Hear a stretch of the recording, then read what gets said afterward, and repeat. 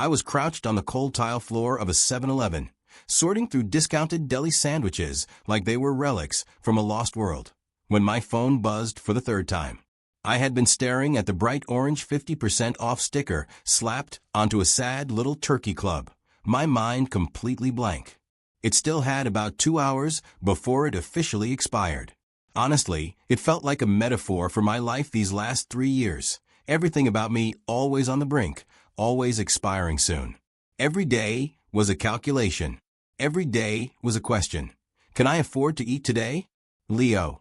The air conditioner blasted another icy gust straight at me, hitting so hard it felt physical. My hand went slack. The sandwich slipped from my fingers and smacked onto the linoleum. A splatter of mayonnaise spread across the toe of my white canvas sneakers, a tiny, stupid, unimportant stain, but somehow it hurt to look at it. My neck felt stiff, like the hinges had rusted over, as I turned toward the voice. The harsh fluorescent light from the beverage cooler carved out the features of Catherine Mercer's face, making her look sharper, colder, more unreal than I remembered. She was dressed in a razor-tailored black pantsuit, so precise it might as well have been sculpted.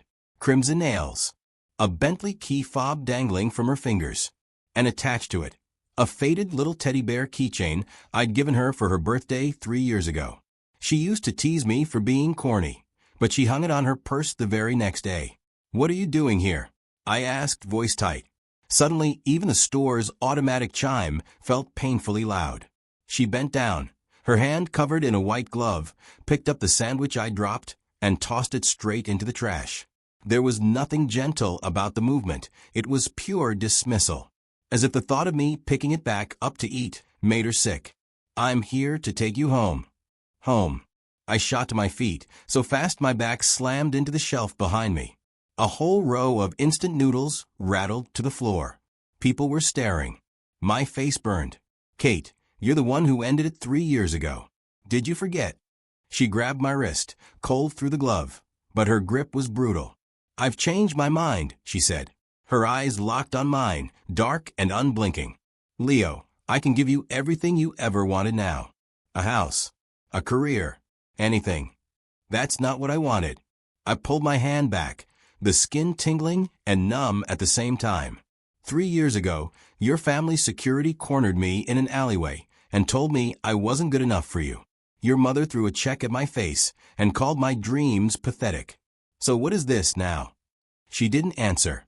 Instead, she reached into her purse, pulled out something, and placed it on the counter. My stomach dropped. It was my apartment key, the one that had been under my pillow last night. "Did you pick my lock?" My hands trembled. "Are you insane?" "I wanted to surprise you," she said, calm as ever. She tapped her black AMT card on the reader, paying for a bag the clerk handed her, boxes of fresh sushi inside.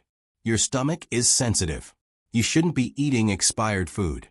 Then she walked out of the store, heels clicking like a metronome.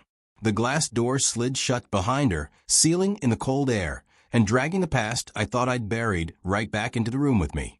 Back at my apartment, I froze in the doorway. The hole in the drywall, patched seamlessly. The mildew-stained curtains, replaced with off-white linen ones. On my desk sat that stupidly expensive espresso machine I'd been dreaming about for months, the one I mentioned one time on a FaceTime call back when we were still together. She joked I was a wannabe yuppie, but she remembered. But the thing that made my chest tighten was the closet. My old t-shirts neatly folded. Even the faded one she always complained about, the one she said was so washed out it should have been thrown away years ago. And, on the nightstand, a framed photo of us in college, by the lake. She was in a white sundress, standing on her toes with her arms around my neck, smiling so wide her canines showed. Sunlight everywhere. Catherine Mercer never loved gently. She loved like a storm, reckless, consuming, impossible to escape. My phone rang again. Unknown number. I answered. "Leo," her voice said through the faint sound of rain. "I hung the shirt you need for tomorrow on the balcony. Don't forget to bring it in." I rushed to the tiny balcony. Sure enough, my blue plaid button-down swayed in the breeze. And down on the street, her Bentley's headlights flashed twice, just like she used to. I stared at the shirt, remembering the day we broke up. She had cried so hard she could barely breathe, but she still insisted on ironing my shirt for the next day. Even while walking away from me, she couldn't stop loving in the only way she knew. The next morning, as I approached the revolving doors of my office building, two men in identical black suits blocked me. One held an insulated thermos. "Ms. Mercer insisted you have this for breakfast before you go upstairs." My grip tightened around my briefcase. The thermos was warm, almost too warm. People crowded the lobby, all staring, whispering. Even the receptionist was watching me like I had grown a second head. "Tell her I'm not hungry," I muttered, trying to walk past. The second man extended an arm, stopping me cold. "Our instructions were clear. You will eat it." His voice was flat, mechanical. "Or we will wait here until you do." The whispers got louder. My jaw clenched. I took the thermos and went to a corner, forced myself to swallow spoon after spoon of lobster bisque under the entire lobby's gaze. The flavor was rich, buttery, perfect, but every swallow felt like grit in my throat. I'd never dared order something like this in my life. And now she was using it to control me. During lunch at the cafeteria, Kevin slid onto the seat next to me. "Leo, man, is it true? You're mixed up with that corporate dragon lady from Mercer Holdings." "Don't spread rumors," I muttered, poking my tasteless food. "But someone saw her Bentley outside your building last night," he whispered. "Dude, the story goes she dumped you 3 years ago. Now she's back? What, she get bored of running around and decided to settle down with a nice guy?" I slammed my fork down. The sound cracked through the whole cafeteria. Everything went dead silent. Kevin shut up immediately, shooting me a look that said I knew it before he scurried away. That afternoon, in the middle of revising a proposal, my landlord called. His voice was icy. "Mr. Vance, I'm taking the condo off the market. You need to be out by the end of the week." "What? We're supposed to close next week." I shot up from my chair. 3 years of savings. 3 years of finally planning to move on. We signed a contract. The other party offered 30% over asking. "All cash," he said. "They already paid your penalty. Double. You're not losing anything." The dial tone felt like a knife. There was only one person who could do this. Kate.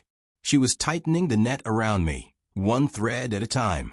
After work, I didn't go back to the apartment she'd practically seized control of. With only a few $100s, I wandered the streets. Past the old diner. Maria spotted me immediately. "Leo, sweetheart. Long time no see. Your usual? Double cheeseburger and 2 pints." I sat at the counter, but before I could answer, a black Bentley rolled up outside. Kate. The sunset lit half her face orange and left the other half in shadow. She smiled, calm, certain, like someone who already knew the ending to a story. "Maria, can I get that to go?" I asked, reaching for my wallet. But Kate appeared beside me and pressed a hand on mine. "His tab is on me." She slid her black Amex card across the counter. "Don't." I jerked my hand away. The card clattered to the floor. People whistled and laughed. As she bent to pick it up, her sleeve shifted. That's when I saw it, a dark, crusted stain on her wrist. It looked like dried blood. What the hell had she been through these last 3 years? "I have nothing to say to you." I grabbed my food and walked out. Her voice followed me. "I know your landlord kicked you out. I bought a condo for you near your office. The keys are on the table in your old apartment." I stopped, turned back. A street light flickered on. Her eyes gleamed too brightly, too intensely. She looked like a predator. And I was cornered prey. "Catherine," I asked, voice low, "what the hell do you want from me?" She smiled, soft, tired, almost fragile. "I just want you where I can see you." I didn't go to the condo. I avoided her Bentley, tossed the food into a trash can, and made my way to a friend's cramped studio apartment. He was out of town and said I could crash. The room was stuffy, but it was quiet. Mine for the night. I sat on his couch, staring at my laptop screen until the ashtray filled. Job listings blurred together. My thoughts wouldn't stick. What gave her the right to hijack my life? I finally drifted off near dawn. Woke up with a stiff neck to a pale morning sky. Dragged myself to the office. still smelling faintly like stale smoke and defeat. I wasn't even at my desk 10 minutes before my director called me into his office. I was sitting in that cramped office when the director slid a few pages across the desk. "Leo, this is your termination agreement," he said, his smile painfully fake. The kind of smile that tried to look sympathetic, but the creases around his eyes betrayed the truth. They screamed my hands are tied. "It's not about your performance," he added quickly. "It's well, a request came from on high." My hand trembled as I picked up the papers. The edge felt sharp enough to cut skin. "It was Catherine Mercer, wasn't it?" I asked. He didn't answer. Instead, he pulled a thick manila envelope from his drawer and pushed it toward me. "This is your severance. 3 times the standard amount." When I finally walked out of the building, the sun was climbing the sky, its glare blinding. And there it was, the black Bentley parked at the curb like some dormant beast. Kate stood leaning against the door in a beige trench coat. From a distance, she looked almost like a figure in a painting. "I don't need your money," I snapped. I walked straight to her and tossed the envelope to the ground. Crisp $100 bills spilled out and scattered across the pavement. As she bent down to pick them up, the collar of her trench coat slipped, revealing a pale scar on the side of her neck. I froze. I knew that scar. 3 years ago, after a huge fight with her family, her brother shoved her and she fell into a shattered glass table. I was the one who rushed her to the ER. She'd cried from the pain, but still held my hand and smiled, whispering, "This is nothing. As soon as I get them to back off, I will." But she never finished. Her mother showed up with security guards moments later. "Leo, I'm not pitying you," she said now, stuffing the cash back into the envelope and pressing it into my hand. Her warmth seeped through the paper. "I just want you to have a better life." "I was doing just fine without you," I yelled. People stopped, stared, pointed, whispered. I didn't care. She needed to understand. "You think just because you have a little money now, you can twist me and shape me into whatever you want? Kate, what do you take me for?" She suddenly grabbed my wrist, gripping so tightly her knuckles turned white. "I take you as my life," she choked out. Her voice trembled. Her eyes were terrifyingly red, like they were about to bleed. 3 years ago, I didn't have a choice. Now I can give you everything. What more do you want from me?" "I want you to get lost." I ripped my wrist free and turned away. I had only taken 2 steps when a weight slammed into my back. She wrapped her arms around me from behind. Her whole body shook. Her trench coat smelled faintly of antiseptic, the same scent from the hospital 3 years ago. "Don't leave me, Leo," she whispered into my back, sounding like a terrified child. "You're all I have left." The murmurs from the crowd swarmed around us. I could imagine what they thought, that I was some kept man, a gold digger, lucky enough to be spoiled by a wealthy woman.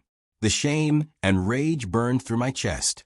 But the way she clung to me, so tightly, so desperately, it reminded me of that rainy night years ago when she held me the same way, soaked and crying, whispering, "I'm sorry.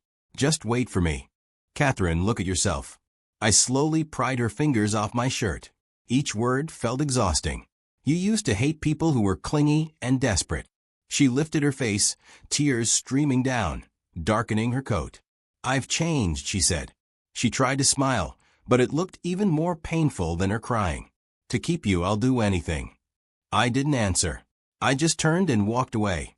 But when I reached the corner, I glanced back. She was still standing there, wind puffing up her trench coat, making her look like a forgotten kite. The sun was bright, but none of it seemed to reach her eyes. I clenched the envelope in my hand, its corners digging into my palm. My mind was a battlefield of voices. One screamed that she was insane. Another whispered, if she didn't care, why would she put herself through all this? 3 days later, while still crashing on my friend's couch, something finally clicked. Kate hadn't changed in 3 years. She had just been storing every ounce of her energy. And now she was unleashing all of it on me. During the day, I handed out flyers for a gym, sweat soaking my shirt. Whenever I passed a glass-walled office building, I'd catch myself looking up, imagining her in some corner office. At night, I drove Uber, trying to let the wind clear the smell of drunk passengers from the car, even though it couldn't clear the mess in my head. Kate whispering, "You're all I have left." The scar on her neck, her Amex card, her red eyes. One night, I got an Uber request from the Mercer Holdings building. I stared at the map for 30 seconds, making sure I wasn't imagining it. The entrance lights were blinding. And there she was, standing on the top step in a black evening gown, a diamond necklace sparkling at her neck. The glow made her face seem terrifyingly pale. "Leo, take me home," she said as she slid into the back of my beat-up sedan. Champagne lingered on her breath. Her words were slightly slurred. I got into the driver's seat, avoiding her gaze. "Ms. Mercer, please fasten your seatbelt." The drive was silent except for the hum of the engine. As we approached her gated community, she suddenly spoke, voice barely above a sigh. "The board tried to set me up today. Said the son of the Sterling family would be a good match. Good family, good looks." My grip on the steering wheel tightened. "That's nice," I muttered. "It's not nice," she shot back instantly. "I only want to marry you. I have since the first time I saw you in the university library." I slammed the brakes. The car screeched to a stop. "Leo, look at me," she said softly. I didn't move. But in the rear-view mirror, her eyes glowed with a fierce, unsettling intensity. "You still love me, don't you?" Before I could deny it, I felt a warm touch at the back of my neck. She had unbuckled herself and leaned forward, her lips brushing my skin. Champagne and perfume filled the air. I flinched like I'd been burned and turned sharply, right into her gaze. Then her lips met mine, soft, trembling, sweet with champagne. My mind went blank. Something inside me snapped, like a string pulled too tight. I should have pushed her away, but my hands were frozen on the steering wheel. It wasn't until her hand moved to my chest that I jolted back to reality and shoved her off. "Are you crazy?" I shouted, my voice cracking.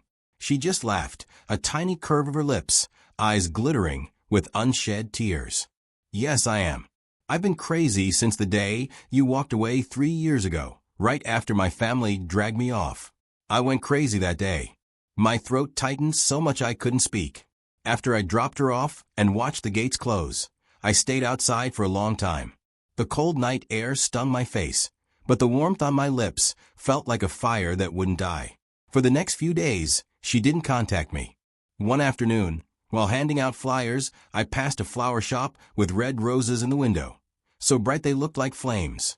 I remembered how she used to stop in front of florists in college. "I love red roses," she'd say.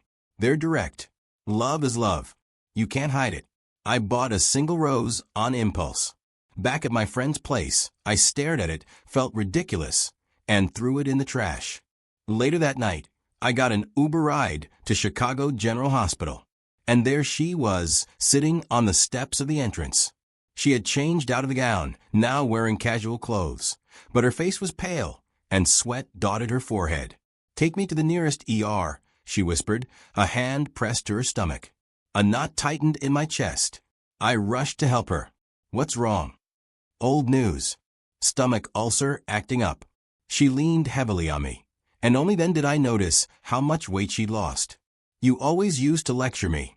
Said this would happen if I didn't eat on time." We reached another hospital's emergency room. I tried to help her inside, but she suddenly grabbed my hand, her nails digging into my skin. "Don't leave me, Leo. Just this once. Please don't go." Her lips were pale, her eyes pleading. I nodded. I stayed through everything, the check-in, tests, doctor consult. When a nurse handed me warm water, I instinctively checked the temperature before giving it to her. As she took her medication, I stared at her hands. I used to tell her she had beautiful hands. Now they were so thin I could see the blue veins. She fell asleep eventually, brow still furrowed like she was stuck in a nightmare. I sat beside her, watching the dark circles under her eyes and remembering all the college nights she pulled all-nighters for design projects while I waited with warm milk. Her hand twitched. Her fingers curled around my wrist. Eyes still closed, she murmured, "Leo, don't go. Please." I looked at her pale face, and something inside my chest twisted painfully. For all her power and unreasonable behavior, she was still the same girl who was afraid of the dark, who loved being coddled, who wasn't afraid to cry. And me? Maybe I wasn't as tough as I pretended to be. She stayed in the hospital a few days. I took time off from my flyer job. My friend called me a spineless idiot, said I let her push me away, and then ran to her the second she needed me. But when she looked so small and fragile in that hospital bed, my feet felt glued to the floor outside her room. She, on the other hand, was unusually docile. When I said, "Time for your medicine," she opened her mouth without a word. When I said, "The doctor wants you to walk a bit," she leaned on my arm and slowly shuffled down the hallway. The assertive, commanding version of her, the Kate I used to know, was gone. In her place was someone who looked like a rain-soaked kitten, her eyes constantly flicking to mine as if searching for approval she wasn't sure she deserved. One afternoon, I went downstairs to buy some fruit. As I walked past her room on the way back, I heard shouting. A man's voice, deep, angry, booming. Her brother, Mason Mercer. "Are you really going to throw your life away for this broke loser?" he barked. "Mom and Dad are in the ICU, and you can't act responsibly for once? My life is none of your business." Kate's voice was ice cold, but underneath it trembled like something on the verge of shattering. "None of my business?" Mason sneered. "If I hadn't dragged you out of his dump of an apartment 3 years ago, do you seriously think you'd be sitting in that CEO chair today? Do you really believe he cares about you? He's only after our family's money. He is not." Kate's voice cracked, tears lacing the words. I pushed the door open. Mason had a finger pointed inches from her face, spit spraying with each word. Kate's face turned ghost white when she saw me. She opened her mouth, but nothing came out. "I'm not after anything," I said, setting the bag of fruit on the table. My voice shook, not because I was afraid of Mason, but because of the anger tightening in my chest.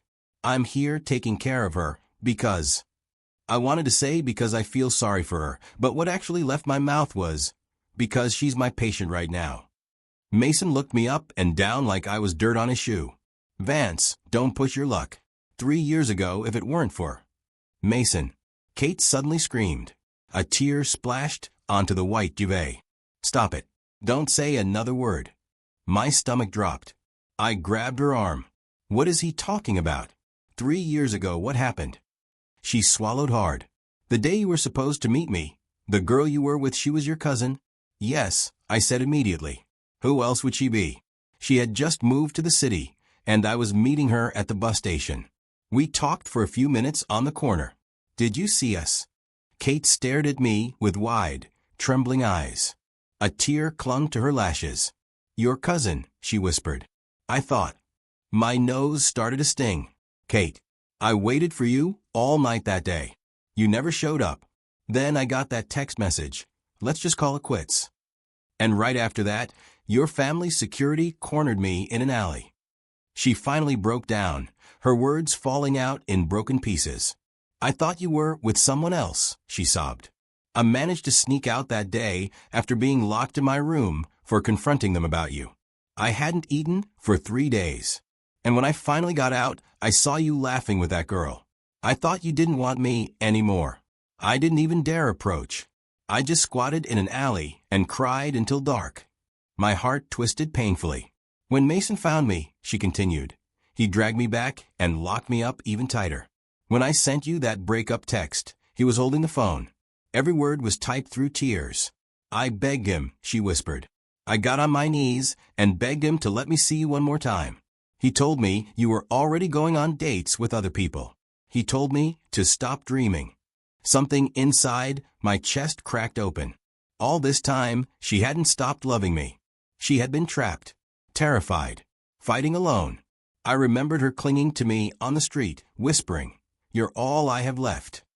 I remembered the scar on her neck, the black card falling to the diner floor.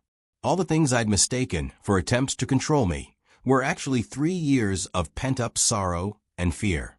I pulled her into my arms. Her shoulders shook like a child who'd been wrong for too long. "I'm sorry," I murmured into her hair. "I'm so sorry I didn't come looking for you. I'm sorry I didn't trust you." She shook her head, her tears soaking my shirt. "No, I'm sorry. I shouldn't have tried to force you back like that. I was just so scared. So scared you'd disappear again. The hospital room grew quiet except for her soft sobs. In that moment, every ounce of resentment from the last 3 years finally dissolved. She had always loved me. When she was discharged, the sky outside was a brilliant, cloudless blue. I carried her bag. And when we reached the entrance of the condo building she'd bought, she stopped, eyes filled with timid hope. If you don't want to come up, that's okay. I didn't say anything. I just pressed the elevator button. The truth? I didn't know why I was there either. Maybe because when she cried in the hospital and said, "I thought you were with someone else," the last hardened knot inside me finally softened. When we stepped into her condo, I froze. The decor was minimalist, exactly the style I loved. On the balcony, several small pots of succulents, the same kind I used to keep. She followed behind me nervously. "I asked your friend what you like," she murmured. "I see that," I said quietly, setting her bag down. The days that followed felt like a secret, stolen pocket of time. She worked insanely late, but every night she came home with insulated containers, seafood chowder, grilled lamb skewers, all things I'd once mentioned liking. One night, I woke up and saw her on the sofa, flipping through one of my old photo albums in the moonlight. When she noticed me, she jolted like a kid caught stealing cookies, slamming the album shut, her ears bright red. I was just looking. I sat beside her. Inside the album was a faded movie ticket stub from our college days. "You always used to steal my popcorn," I said. Her eyes lit up. "You remember that?" "Yeah. I remember you always said I walked too fast. I remember you hate cilantro. I remember a lot." At work, she was a completely different person. After I took the entry-level job at Mercer Holdings, my first big meeting was a disaster. I made a rookie mistake, and she tore into me in front of everyone. "Leo, is this the best you can do? Redo it. I want a new version by morning." I fumed quietly at my desk, reworking the proposal. She walked over and set a mug of coffee on my table. "Was I too harsh earlier?" she asked softly. "No," I muttered. "You were right." She lingered. "In the office, I can't give you special treatment. But privately," she hesitated. "If you're angry, you can yell back at me." I couldn't help but smile. "Ms. Mercer, save your energy for running the company." She smiled back, relief flickering in her eyes. She was terrified I'd think she was using her position to control me. So she kept trying to balance everything, strict at work, careful at home. One rare night, she wasn't working late. We curled up watching an old movie. Halfway through, I asked, "These last 3 years, were they hard?" The potato chip in her hand paused midair. "It was fine," she said. "You get used to it." "The scars on your hands?" I touched the tiny marks. "How did you get them?" She fell silent. "For a long, long time. When I first took over the company, people didn't respect me," she whispered. "I had coffee thrown at me in meetings. I was cornered in the parking garage after work." She gave a small, tired smile. "I kept thinking, if you were there it would be okay." A pang of guilt hit me. I pulled her closer. She leaned into me like something small finally finding its den. "My parents didn't want to run the company, and they definitely didn't want us," she said. "The last time they were hospitalized, it was after a fight about that. So what are you going to do?" "I'm not giving up," she said fiercely. "I fought for this company tooth and nail. And I fought to get you back. I will die before I let either go again." Harsh words, but warm in their own way. I finally understood her. Every domineering action, every moment of desperation, every tear. It was all her fear of losing everything again. We talked late into the night. About who liked who first, about the last 3 years, about my expired 7-Eleven sandwiches. "You're never eating that again," she frowned. "And you're not driving Uber anymore. Too dangerous." "I have to do something," I teased, flicking her nose. "Come work with me," she said earnestly. "Help me. I know you're capable. You just never had the chance." "I'll think about it." Not because I didn't want to, but because I was afraid of gossip. Afraid she'd think I was relying on her. She didn't push. "Okay," she whispered. "Take your time. I'll wait as long as it takes." That night, as she slept in my arms, her brow relaxed but still slightly furrowed, I realized second chances didn't have to be complicated. As long as both people were trying, even deep cracks could be filled. I passed my probation, not because she forced me, but because one night she curled against me and whispered, "I'm so tired of holding everything up by myself." And I realized maybe it was time to stop hiding. But the whispers at work didn't stop. "See that guy? He's the one Ms. Mercer brought in. Must have gotten lucky somehow." Their words stuck like hooks in my back. And still, I stayed. Because now, finally, I understood what she had been fighting for all along. I ignored everyone and threw myself into my work. I revised proposals endlessly, sat through tough questions and brutal meetings, and refused to get discouraged. And Kate, she was even harder on me than anyone else. One time, there was a flaw in a market analysis I prepared. She slammed the report down on my desk in front of the entire department, her voice freezing the room. "Leo, is this what you're submitting? The data is flawed. The logic is a mess. Do you think this is a game?" Then she added, "I want a new proposal by the end of the day, or you don't need to come in tomorrow." I stayed late that night, the only person left in the office. Her Bentley was still parked outside. She hadn't gone home either. When I finally walked into her office with a revised proposal, she was dozing at her desk, the cold blue light of spreadsheets illuminating her face. I tried to leave quietly, but she stirred. "Finished?" she mumbled, rubbing her eyes. "Yeah." She flipped through a few pages. Slowly, her brow relaxed. "Better," she said. Then she reached into her drawer and pulled out a thermos. "I had my housekeeper make some soup. You should have some." The soup was warm, probably reheated several times. As I held the cup, I finally understood her approach. At the office, she had to be Ms. Mercer, the CEO who couldn't show me any favoritism. But behind closed doors, she was still Kate, the same woman terrified I might get hurt. Life started to find its rhythm again. I successfully spearheaded several projects, and the attitudes of my colleagues began to shift. At least no one gossiped to my face anymore. Kate relaxed too. She no longer blew up my phone if I talked to a female coworker for too long. Then one day, I went to her office for a contract signature. The door was slightly ajar, and on her desk I saw a document. Supplementary statement regarding the embezzlement case of Mason Mercer. Her signature, Catherine Mercer, was at the bottom. Mason, her brother. I pushed the door open just as she tried to shove the file into a drawer, her face drained of all color. "What are you doing here?" she stammered. I pointed at the drawer. "What is that?" "It wasn't your father who embezzled funds 3 years ago. It was your brother, wasn't it? And you're signing this to take the fall for him." Her lips trembled, but no words came out. And then finally she shattered. "So what if I am? Are you out of your mind?" I grabbed the file, my hand shaking with anger.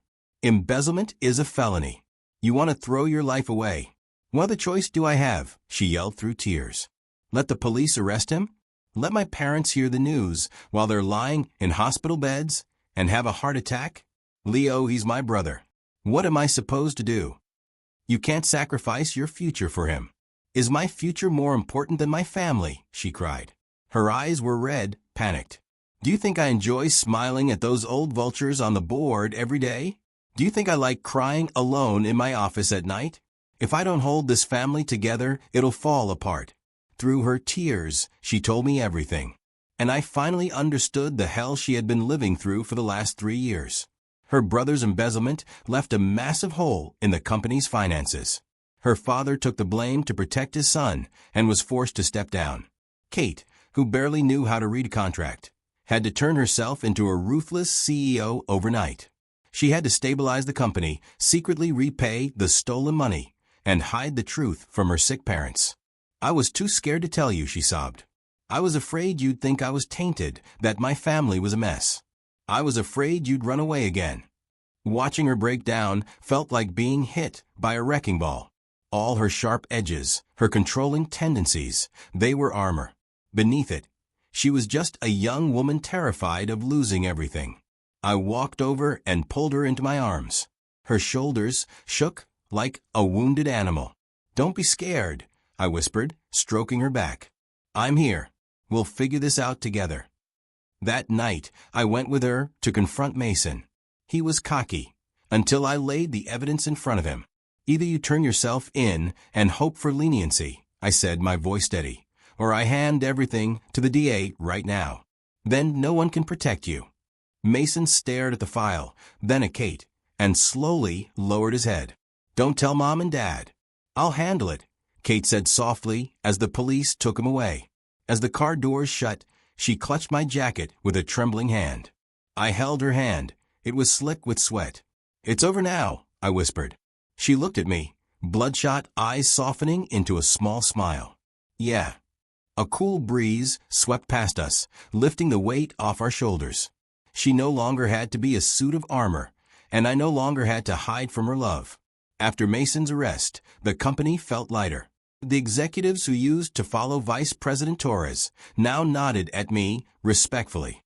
Kate's parents still weren't thrilled about me, but they no longer talked about marrying into the right family.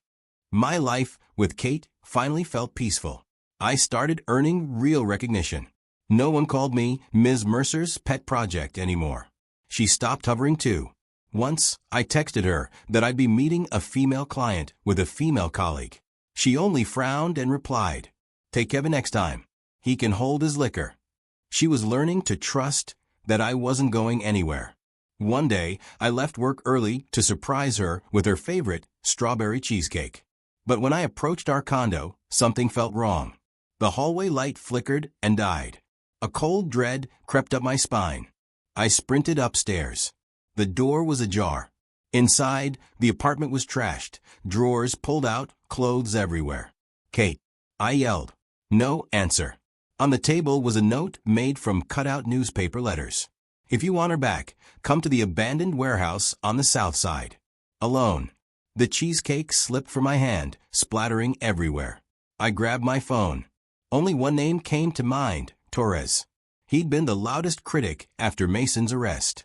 The Uber ride blurred past, the trees outside reflecting my spiraling fear.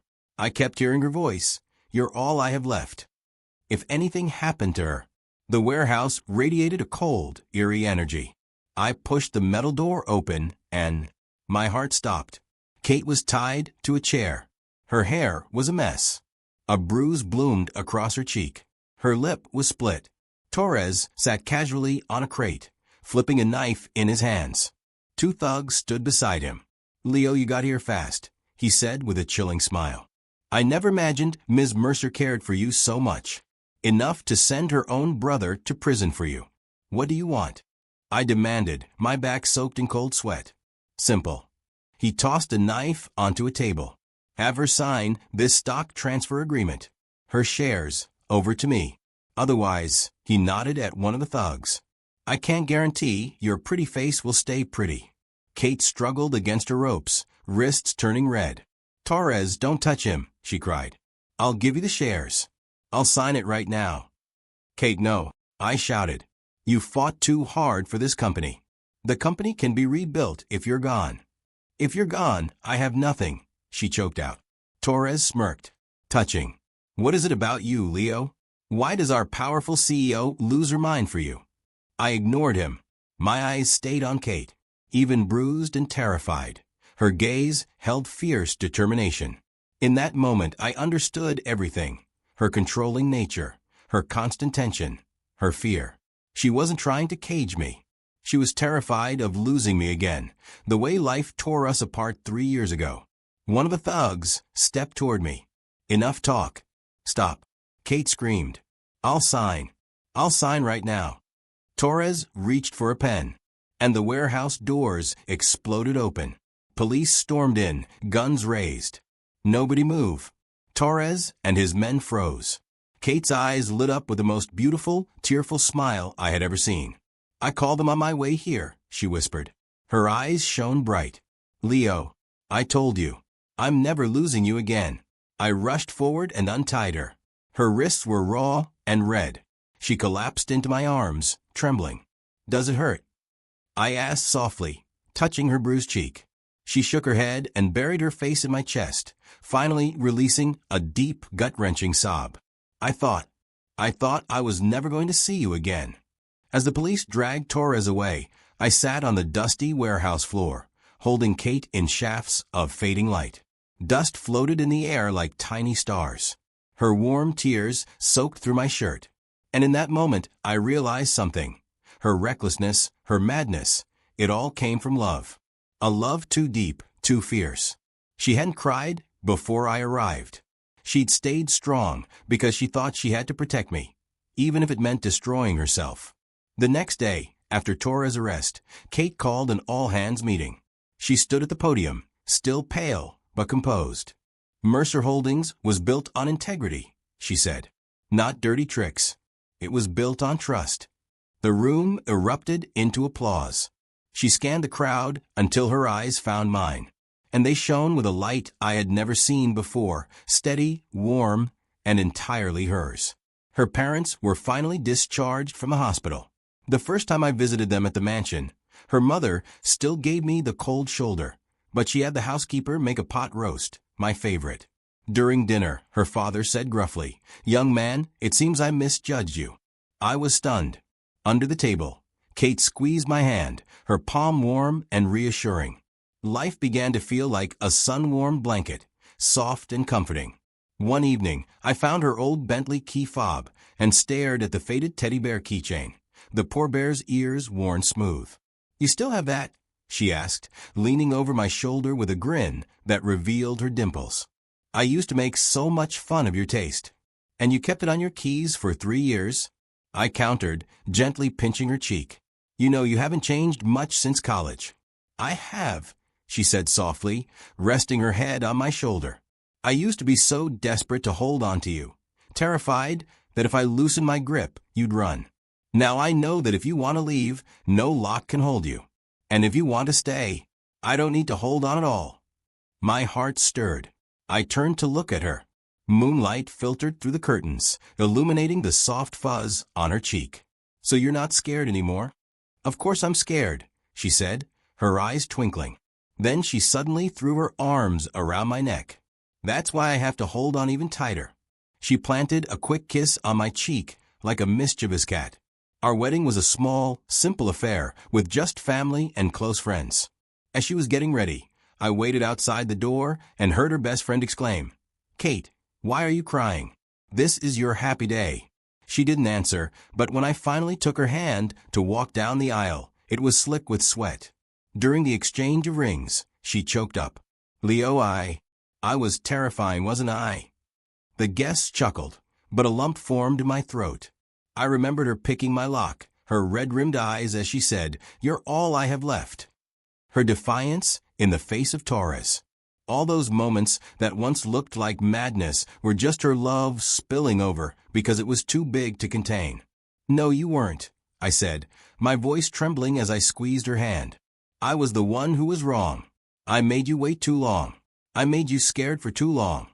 She cried harder then, but her smile was radiant, her tears scattering like diamonds on her white dress. For our honeymoon, we went to the Maldives. The sand was scorching, but she insisted on running barefoot, squealing and jumping into my arms every few steps. That night, as we sat on the beach watching the stars, she leaned against me and said, 3 years ago, whenever we would FaceTime, I was usually parked somewhere on your street." I froze. "I just wanted to see if you were okay." She continued, fiddling with my fingers. "I'd see the little cactus I gave you sitting on your windowsill, and I'd think maybe you haven't forgotten me yet. That cactus had died years ago, but I never threw it out. I kept it in the most prominent spot on the windowsill. It turned out that some feelings are never one-sided." She suddenly tilted her head up and kissed me, her lips salty from the sea air. The waves crashed on the shore and receded, a rhythm like the push and pull of our own story. Holding her, I realized she had only ever loved me too fiercely, too afraid of loss, just like now. Her hand was still clutching mine, but I knew it wasn't about control anymore. It was about cherishing what we had. The stars blinked in the vast, dark sky, and she hummed an off-key song in my arms. I thought to myself that to be loved this completely, this recklessly, by one person, maybe it was worth being tormented by her every once in a while. After we got back from the Maldives, life settled into a gentle, sweet rhythm. My position at the company was secure. No one called me the boss's boyfriend anymore. At a department dinner, a new intern whispered, "So, how did you and Ms. Mercer actually meet?" An older colleague just laughed and said, "Kid, you're looking at the #1 love story in this company." Kate walked over, slid a peeled shrimp onto my plate, and raised an eyebrow. "Want to hear it? I can tell them." I quickly covered her mouth as everyone burst into laughter. She still had her quirks. If I spent a little too long explaining a task to my female assistant, I'd come home to find Kate sitting on the sofa, hugging a pillow, her eyes wide. Her skirt was a little short today. I knew it was just her anxiety talking. I'd walk over and pull her into my arms. "I'll issue a memo about pantsuits tomorrow. Happy?" She'd giggle and nuzzle into my chest. "No, that's okay. Just a reminder to keep your eyes where they belong." I understood.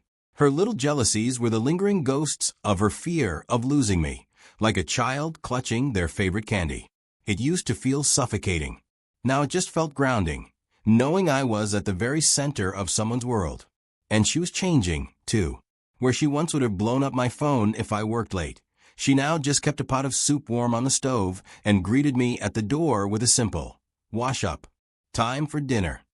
When I told her I wanted to take up photography, the newest model of the camera I'd been eyeing appeared on my desk the next day. "I signed us up for a class on Saturday," she said. "We'll go together." We started living the life of a normal married couple. She'd oversleep, and I'd make breakfast. I'd swap her espresso for hot milk just to annoy her. She'd cry at sad movies, and I'd hand her a tissue while mocking the cheesy plot. On weekends, we'd lounge on the sofa. She'd read through reports while leaning against my legs, and I practiced my photography by taking pictures of her profile. The sunlight would slant through the window, catching the light in her hair. On our first wedding anniversary, I left work early with a bouquet of her favorite red roses. I opened the door to the smell of something delicious. She was in the kitchen wearing the silly teddy bear apron I bought her, standing on her toes to reach a plate on a high shelf. The setting sun cast a long shadow across the floor. "You're home," she said, turning to smile at me, a smudge of flour on her cheek. "Dinner's almost ready, just the soup left." I walked up behind her and wrapped my arms around her waist, resting my chin on her head. "Thank you for everything, Mrs. Vance." "It's no trouble," she said, turning in my arms to brush a loose rose petal from my face. "It's never trouble when I'm cooking for you." The table was laden with all my favorite dishes. She kept piling food onto my plate, but barely ate anything herself. I could tell she was nervous. I put down my fork. "What's wrong?" She bit her lip and pulled a small velvet box from her pocket, pushing it across the table. "A gift for you." I opened it. Inside was a ring, a simple band that matched our wedding rings, but with a tiny inscription on the inside, "For the rest of our lives." My heart started pounding. I looked up at her, and her eyes were shining, her hands clasped tightly in her lap. "There's one more thing," she said, taking a deep breath, her voice trembling slightly. I'm pregnant." My mind went completely blank. A few seconds passed before I could process her words. "What did you say?" "The doctor said it's been 2 months," she said, looking up at me, her eyes a mix of hope and anxiety. "Leo, we're going to have a baby." I couldn't speak. A sudden sharp ache hit my nose. I reached across the table, pulled her out of her chair, and held her so tightly I thought she might disappear if I let go. She started laughing in my arms, but her tears were soaking my shirt. "What are you crying for?" I whispered, my own voice shaking as I wiped her tears. "This is happy news." "I am happy," she said, giving me a light punch on the chest. "From now on, you have to be good to both of us. Or else." "Or else what?" I asked, stroking her cheek. "Or else I'll go back to my old ways and keep you on a very short leash," she said, raising an eyebrow. But her eyes were full of laughter. I looked into those brilliant eyes, and was suddenly transported back to the first time I saw her in the university library. She was wearing a white sundress, sitting by the window, the sunlight giving her a golden halo. I never could have imagined that this girl would bring such a storm into my life, that she would love me so extremely for so many years. The moonlight crept in, illuminating our joined hands on the table. I knew then that all the recklessness, all the madness, was simply love that ran too deep, like a rose blooming from a bed of broken glass. Beautiful and fierce and sharp all at once. The road ahead was long. She would probably still get jealous if I talked to a pretty nurse for too long, and she would definitely still nag me about smoking and drinking. But what did that matter? I leaned down and kissed her forehead. "Okay," I whispered. "For the rest of our lives."